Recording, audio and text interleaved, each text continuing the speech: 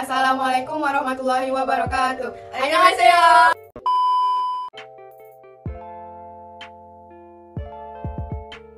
Pertama, saya akan menyampaikan materi mengenai SLIM. Bagian pertama yaitu sejarah dan definisi SLIMS. Senayan Library Management System atau SLIMS merupakan perangkat lunak sumber terbuka yang didesain untuk memenuhi kebutuhan otomatis perpustakaan atau library automation, skala kecil hingga skala besar. Dengan fitur yang dapat dikatakan lengkap dan masih terus aktif dikembangkan, SLIMS dapat digunakan oleh perpustakaan yang memiliki koleksi, anggota, dan staf yang banyak, baik itu jaringan lokal, intranet, maupun internet. Senayan Library Management System merupakan perangkat lunak yang bersifat open source. Perangkat tersebut digunakan untuk sistem manajemen perpustakaan.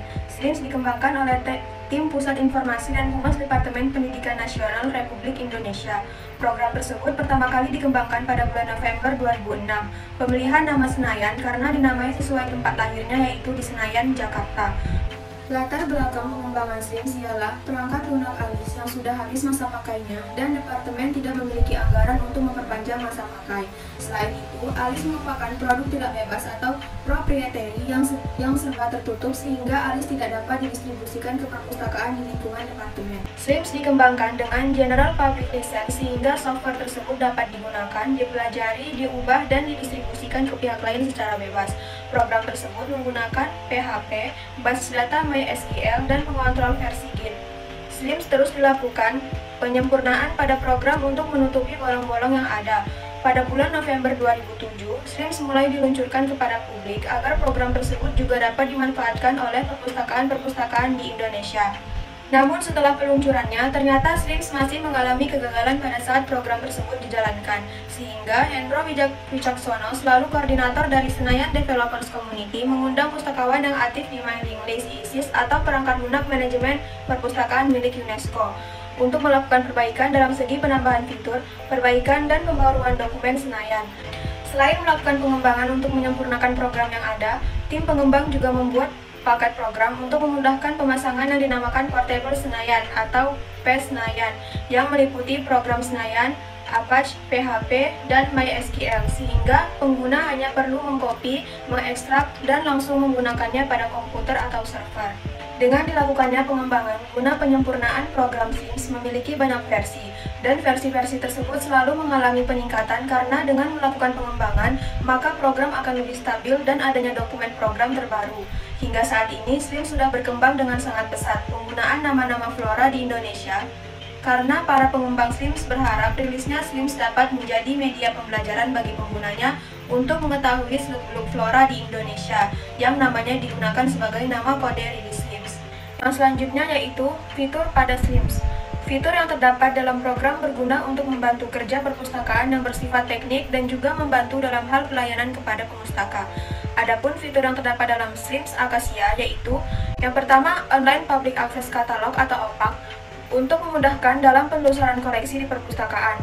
Yang kedua, Detail Record untuk kebutuhan web service. Yang ketiga, Inventaris koleksi. Yang keempat, Manajemen Data Bibliografi untuk meminimalisasi redundasi data. Yang kelima, Manajemen Master File untuk data referensi seperti General Material Designation atau GMD. Tipe koleksi penerbit, pengarang, lokasi supplier. Yang keenam, Sirkulasi untuk kegiatan peminjaman dan pengembalian koleksi. Yang ketujuh, laporan dan statistik perpustakaan. Yang kedelapan, pengelolaan terbitan berkala. Yang kesembilan, dukungan pengelolaan dokumen multimedia. Dan yang sepuluh, menyediakan berbagai bahasa pengantar, Indonesia, Inggris, Spanyol, Arab, Jerman, Bengali, Persia, Melayu, Portugis, Brazil, Thailand, dan Jepang. Yang ke-11, modul Union Catalog Service. Dan yang terakhir, dapat menghitung pengunjung perpustakaan. Yang selanjutnya, mengenai spesifikasi teknik SLIMS. Untuk menjalankan SLIMS dibutuhkan perangkat pendukung seperti perangkat keras atau hardware dan perangkat lunak software, agar SLIMS dapat digunakan dan dimanfaatkan.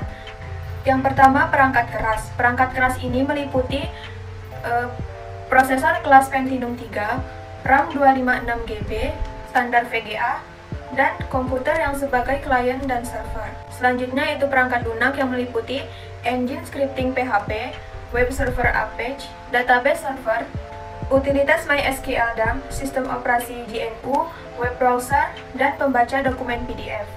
Selanjutnya, manfaat penggunaan SLIMS. Berdasarkan fitur-fitur yang terdapat pada Slims, terdapat pula manfaat yang didapatkan dari penggunaannya, yaitu yang pertama dapat memudahkan penelusuran koleksi karena Slims memuat data inventaris koleksi dan dapat menampilkan cover bahan pustaka. Yang kedua, memudahkan dalam labeling sumber pustaka karena pada Slims dapat membuat barcode setelah memasukkan data buku. Yang ketiga, dapat digunakan untuk sistem sirkulasi, yaitu kegiatan peminjaman, pengembalian, perpanjangan, dan memuat denda. Yang keempat, digunakan untuk mendata anggota perpustakaan sehingga dapat langsung mencetak kartu anggota. Yang kelima, dapat digunakan untuk pelaporan pendataan buku dan pengunjung. Yang terakhir, Slims dapat digunakan oleh pemula karena merupakan program yang mudah untuk dipelajari. Selanjutnya, mengenai kelebihan dan kekurangan Slims. Perangkat lunak Slims juga memiliki kelebihan dan kekurangan pada programnya. Adapun kelebihan dari program Slims yaitu yang pertama, mempercepat waktu pegawai dalam bekerja sehingga pekerjaan lebih efektif dan pegawai bisa lebih produktif. Yang kedua, mempermudah pustakawan dalam mengelola perpustakaan secara otomasi. Dengan adanya kemudahan tersebut, pustakawan dapat lebih fokus untuk pengembangan perpustakaan. Dan yang ketiga, meningkatkan kualitas bekerja penggunanya. Yang keempat, akurat dalam memberikan informasi. Selanjutnya, kelemahan yang terdapat pada Slims antara lain, yang pertama, Slims harus selalu diupdate agar mengikuti perkembangan teknologi yang ada di perpustakaan. Yang kedua, sistem berbasis free tetapi harus diperhatikan pula terkait update sistem yang terus berkembang. Dan yang terakhir, tidak semua web browser dapat menampilkan Slims dengan sempurna. Materi selanjutnya yaitu XMPP. XMPP adalah software atau aplikasi komputer yang banyak digunakan dalam dunia web developer, yang juga bisa dipelajari untuk membuat website. XMPP adalah perangkat lunak berbasis web server yang bersifat open source atau bebas, serta mendukung di berbagai sistem operasi seperti OS Linux, OS Windows, Mac OS, dan juga Solaris. XMPP bisa dilakukan untuk menghemat anggaran karena mampu menggantikan peran web hosting dengan cara menyimpan file website ke dalam hosting lokal agar bisa dipanggil lewat browser. Software XMPP dikembangkan oleh tim yang bernama Apache Friends pada tahun 2002 yang bisa didapatkan secara gratis dengan label GNU atau General Public License. XMPP adalah singkatan dari XAMPP.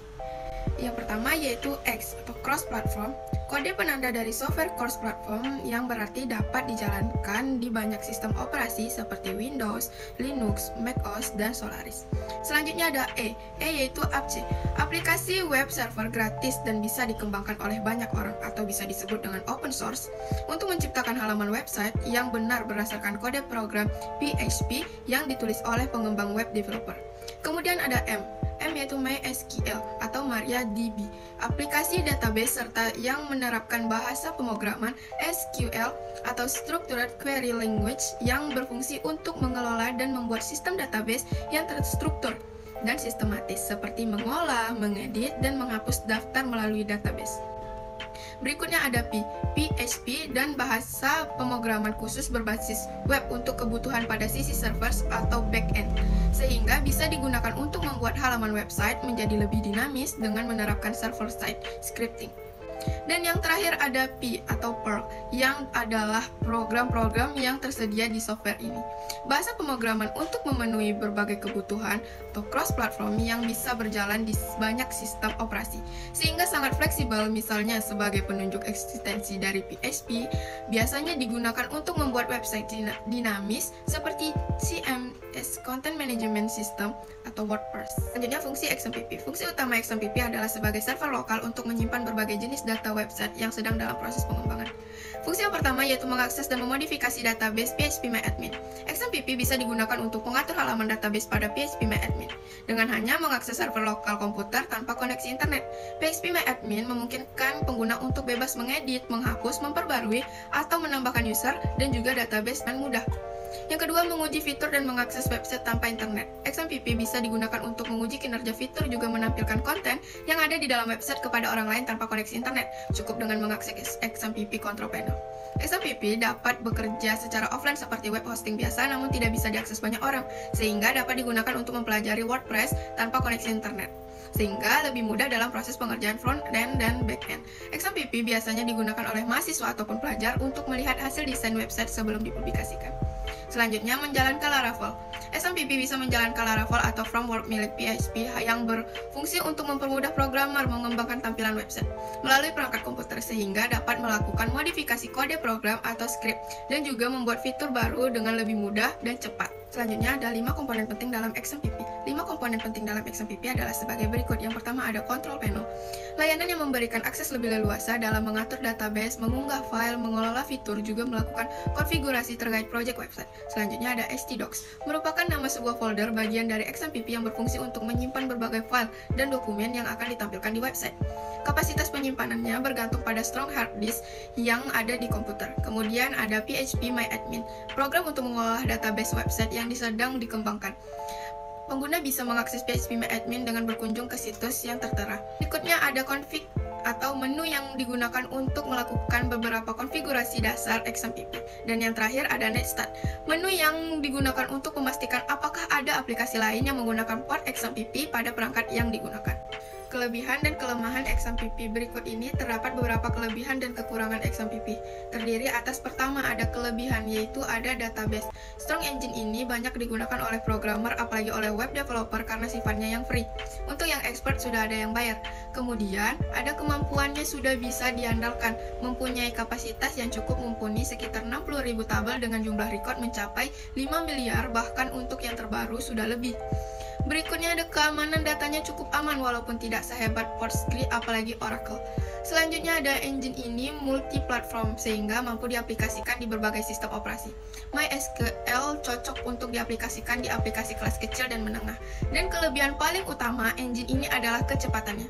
Yang kedua ada kekurangannya, yaitu diantaranya tidak cocok untuk menangani data dengan jumlah yang besar, baik untuk menyimpan data maupun untuk memproses data. Kemudian memiliki keterbatasan kemampuan kinerja pada server ketika data yang disimpan telah melebihi batas maksimal kemampuan daya tampung server, karena tidak menerapkan konsep teknologi cluster.